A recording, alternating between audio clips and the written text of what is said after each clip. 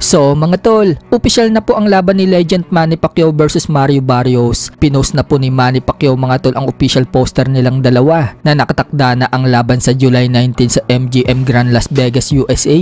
Nakataya po dyan ang WBC Welterweight World Championship ni Barrios. Kung pupunta po tayo sa Boxrec mga tol, naka-schedule na din po ang laban nila. Pero sila pangalan po nakalagay dyan mga tol at wala pang undercard. Wala na pong atrasan yan at tuluyan na ang pagbabalik ni Manny Pacquiao sa professional boxing. Sanib puwersa nga din po si Freddy Roots at Buboy Fernandez. Nagtutulungan sila na ituro kay Manny Pacquiao ang technique kung paano nila wasakin itong si Mario Barrios. Makikita mga tol na pinupokus ni Manny Pacquiao ang kanyang footwork, ang kanyang paboritong suntok na jab straight at mukhang babanatan din ni Manny Pacquiao si Barrios sa tagiliran. Samantala, kinumpirma naman po ni former WBC Featherweight World Champion Mark Magnifico Magsayo na undercard umano siya sa laban ni Manny Pacquiao nang may magtanong ng isang fan sa post ni Magsayo na kasama niya itong si Manny Pacquiao. May mga nagsasuggest din ng mga fan at sinasabi mag-sparring daw sila ni Manny Pacquiao. Sagot nga po dyan ni Magsayo mga tol, susubukan daw niya. Sinabi din ni Magsayo kay Manny Pacquiao na ihahanda daw niya ang salompas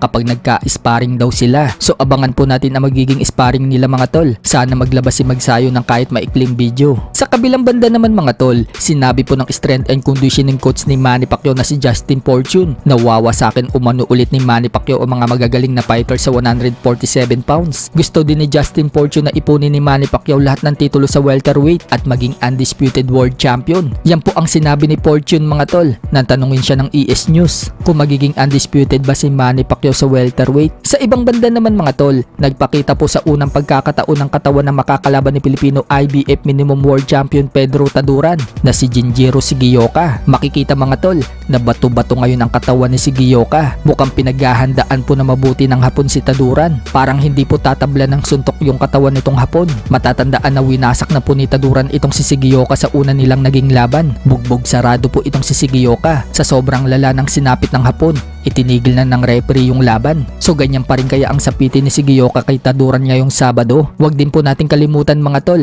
na bago ang laban ni Taduran, lalaban muna itong si Albert Pagara. Bukas na po ang laban niya sa bansang Tajikistan. Kalaban itong si Bakodor Usmonov, isang Olympic boxer. Matindi nga po itong makakalaban ni Pagara. Base kasi sa record niya, wala pa itong nagiging talo. May record na 9-0 with 4 knockouts.